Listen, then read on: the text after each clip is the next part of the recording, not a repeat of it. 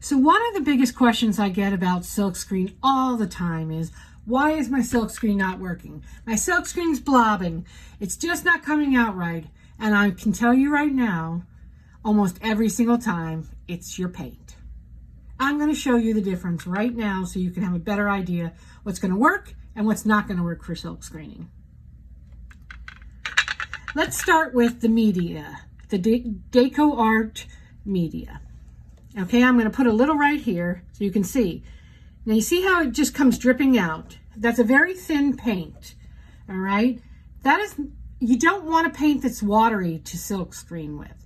So if the paint is very watery, it's not your friend when it comes to silkscreen. You will have bleeding underneath it. You will have issues with it.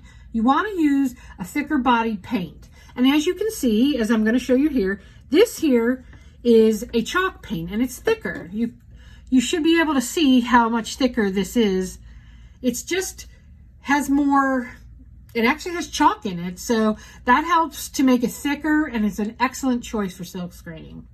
I have a metallic and that is a little thicker as well. So that can be a really good one. However, you have to remember that sometimes metallics have different pigments in them and micas that might be too big to get through your screen. So that's a factor with metallics you've got to look out for. So try a little bit before you go crazy with it. Now I have some golden artist colors. Now watch this one come out of the tube here. See, now this one is extremely thick. It's going to be very, very good for silkscreening and you don't need to use as much. And chances of it leaking underneath your screen are very, very minimal.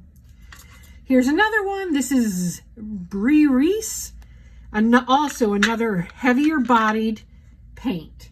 And as you can see, as I'm going through this, you can see there's a big difference in each one of these. So not all paints are made the same.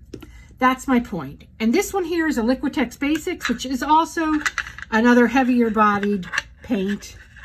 There you go, you can see. I mean, you can really see the difference between these three actually more inexpensive paints and the three of these that are heavier bodied, more expensive paints. But don't get me wrong, you don't have to spend a lot. A lot of companies have them on sale. You can look for deals. They're not that expensive on the scheme of things.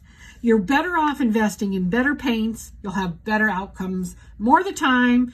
You won't waste clay. You won't get, seepage. So do yourself a favor, pick some heavier bodied paint and you will see the difference.